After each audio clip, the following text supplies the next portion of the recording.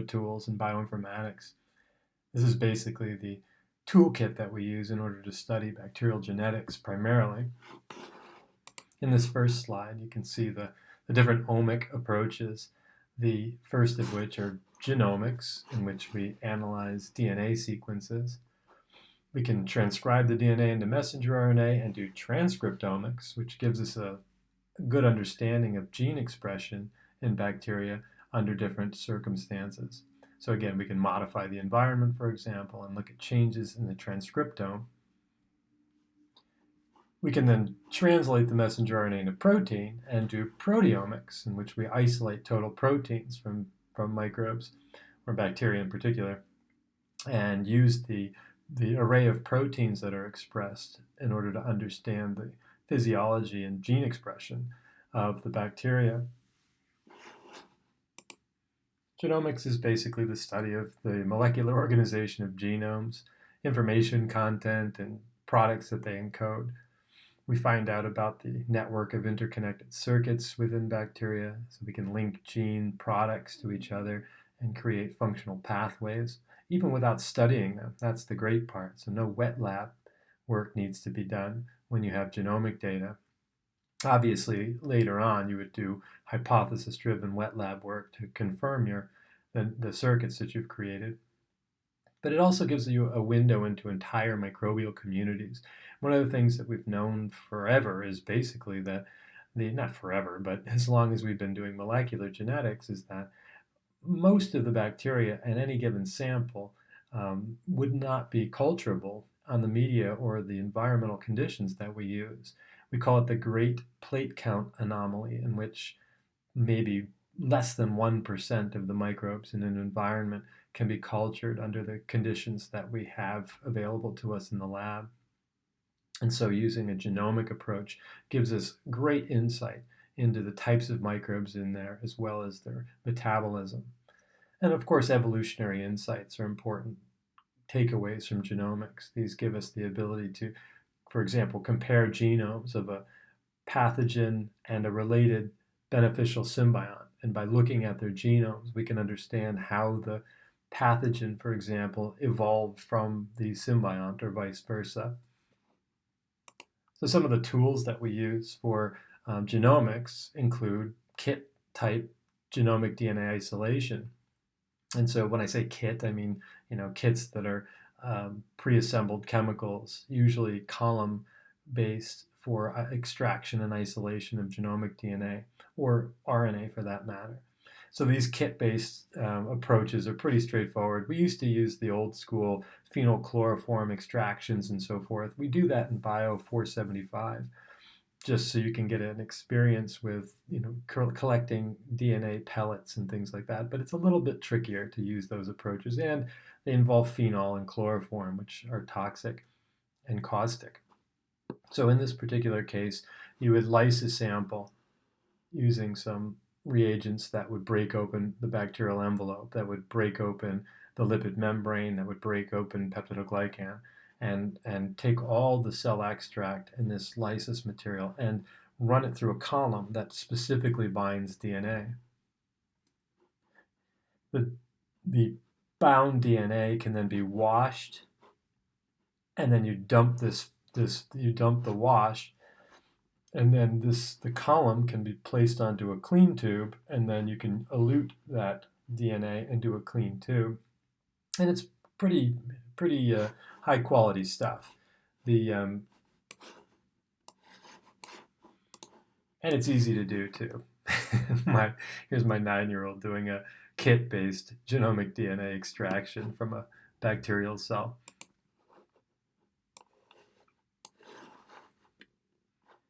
In order to evaluate the efficacy of our genomic DNA, we typically run it on a gel. And so this is a 1% agarose gel, and here's a 1 kilobase DNA ladder. This is about 10 kb right here, the highest.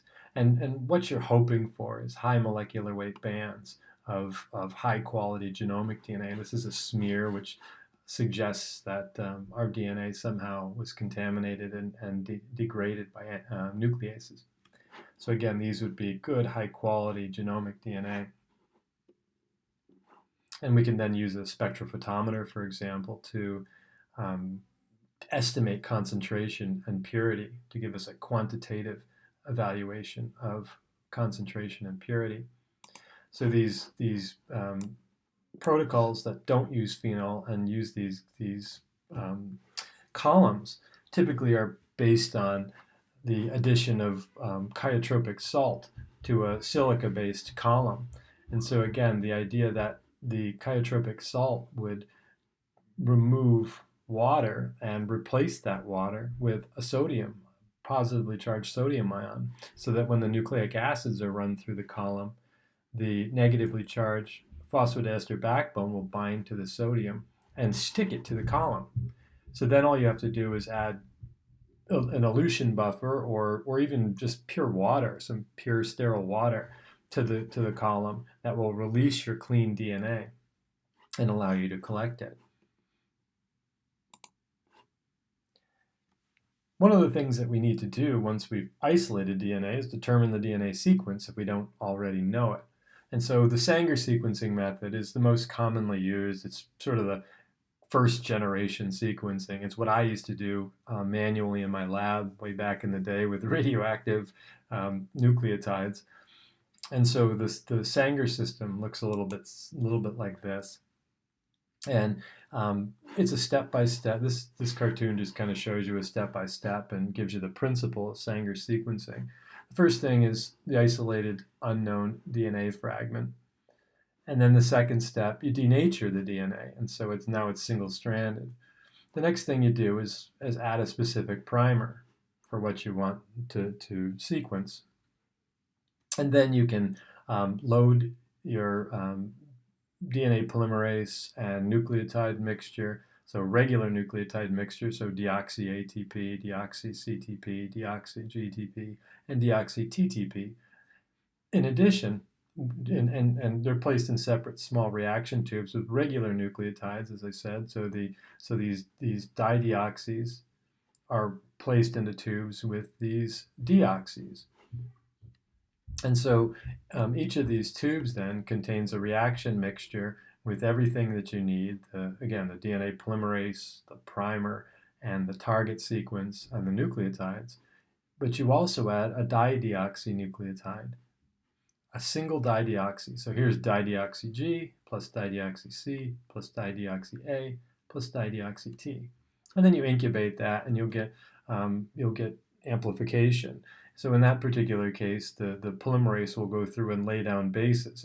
And anytime where it needs anywhere it needs an A, for example, it'll add a dideoxy to that. I mean, obviously there's normal bases, but the idea is that you'll end up with chain termination in every position where there's an A needed in this particular reaction.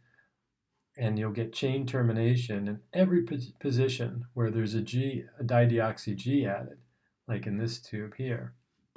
And so the net result is you end up with a sort of a gradient of different sized fragments in each particular tube. So the net result is then you can just load these samples into a gel, and you'll get bands representing the different sizes of each dideoxy G, for example, insertion.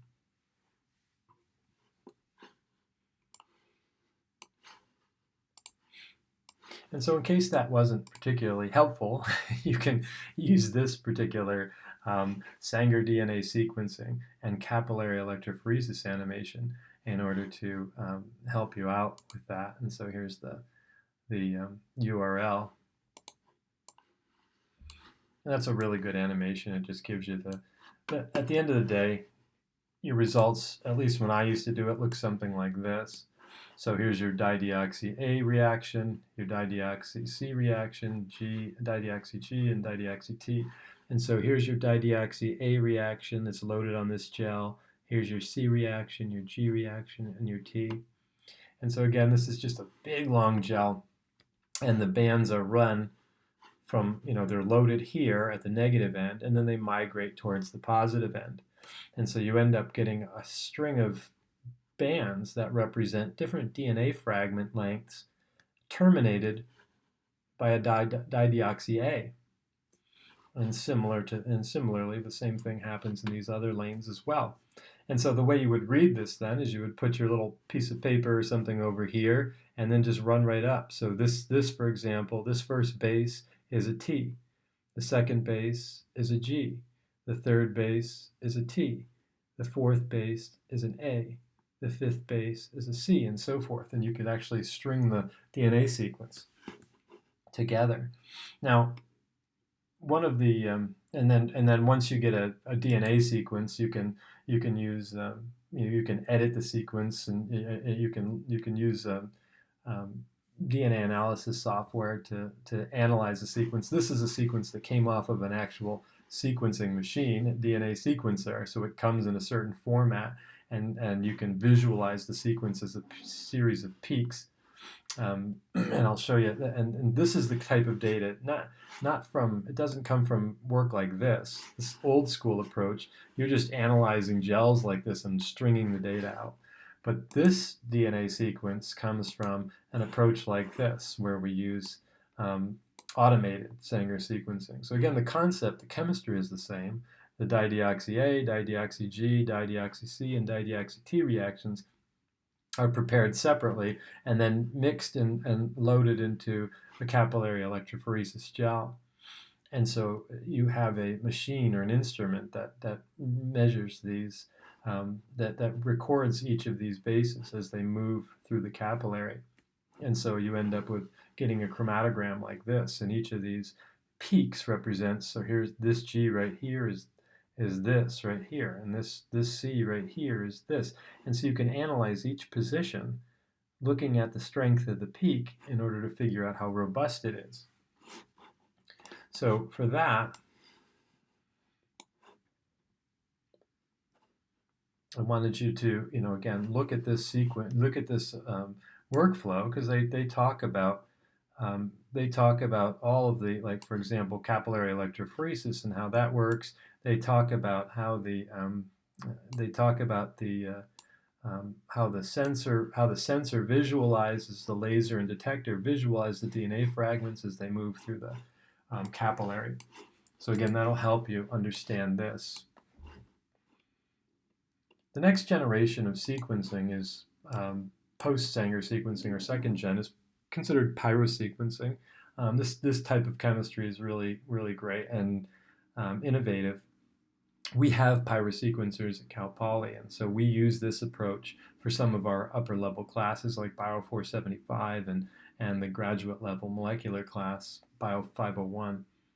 And so in this particular case, the chemistry is pretty straightforward. So imagine this is your sequence right here that you're sequencing, and you add the chemicals necessary to initiate basically a PCR reaction. And so your polymerase is moving through, and it needs to grab nucleotides. And so when it gets to this position, for example, it needs a G.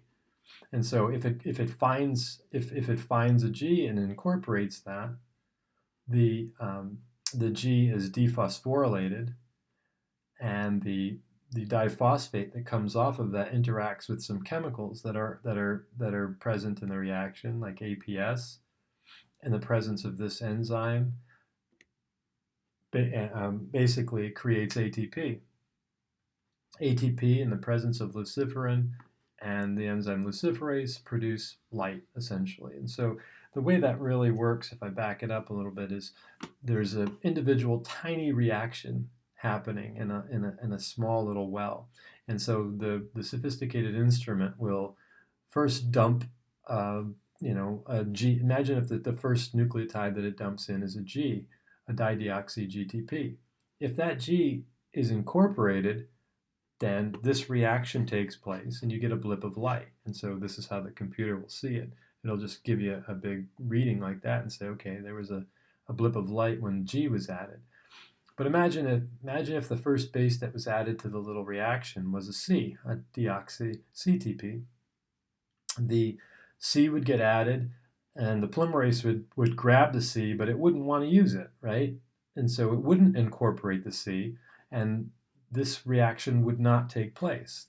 The C would then as you see over here, would be digested by A pyrase, and nothing would happen. So the machine will then pump in a T, a deoxy-TTP. The T wouldn't be useful either, and so the T would go over and get degraded. The machine would then dump in an A, and the A doesn't get needed, and it gets degraded. When the machine dumps in a G into the reaction, the G gets incorporated, and this takes place. And so you get the peak. And then it moves to the next, then the polymerase will move to the next thing. And again, it'll just keep repeating that, but the computer is looking for this reaction here. The third generation sequencing is PacBio sequencing. It's quite a bit more sophisticated, and it relies on these smart bell templates or SMRT bell templates with adapter loops that are linked to the DNA that you want to sequence here in the middle. And then included in the adapter, the green is the primers, the sequencing primer and polymerase. And so all these reactions are taking place in these tiny little cupules. And so it's the same concept as the previous, the pyrosequencing, in which a DNA base is added, and if the base gets incorporated, you get an emission of a photon of light that's perceived by an instrument. And so it might be useful if you go to PacBio, their website, this particular website right here, and watch this brief animation on SMRT sequencing, just so you can get a sense for how this really sophisticated but neat technology works.